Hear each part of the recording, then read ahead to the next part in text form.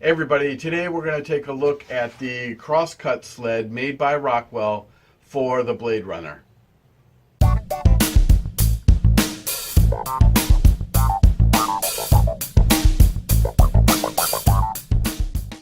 So to install the sled, it's real simple. You just slide this formed section into the track first and then push it toward the back of the machine. There are actually a couple of little feet, one here and one here, that goes underneath the edge of the Bladerunner tabletop. So you fit the formed section into the track, slide the sled on, and now the sled is pretty well captured. Okay, very simple to install. So there's another really interesting feature I noticed right away. On the underside of the Bladerunner, there are a couple little tabs right here. One here and there's one on the other side. As the sled moves toward the back of the machine, the little feet on the sled actually bump up against that tab, which is now working as a stop. So the sled can only slide so far back toward the arm before it hits the tab and stops moving. It's a nice feature. Another nice feature about this sled is that there's a cutout right here. So as the sled moves back toward the back of the machine, this cutout provides enough clearance for the foot. So even with the sled pushed all the way that way,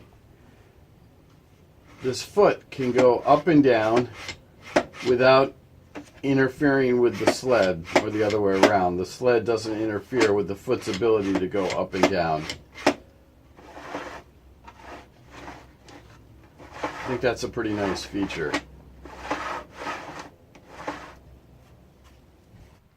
So let's make a cut. Let's see how this sled works. So I just have a scrap piece of 5/8 particle board here. So what we're going to do is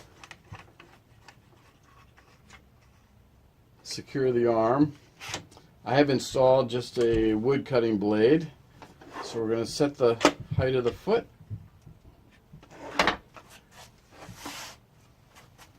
And power on the saw and see how we do.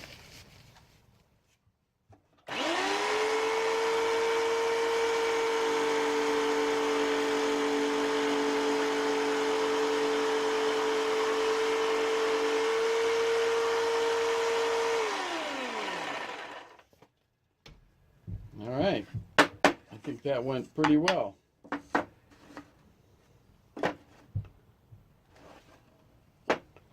I think this sled is really going to come in handy. So if we take another look, the distance from the blade to this edge of the sled is 6 inches right here. And the sled does seem to be fairly well captured, but it's definitely not perfect. The furthest back I could go feels like about there at the most, and that's about 10 inches, and that's really pushing it. But I think if you press on this side or this side, let's say this side, as you're sliding it in, I think you stand a pretty good chance of keeping this square to the blade.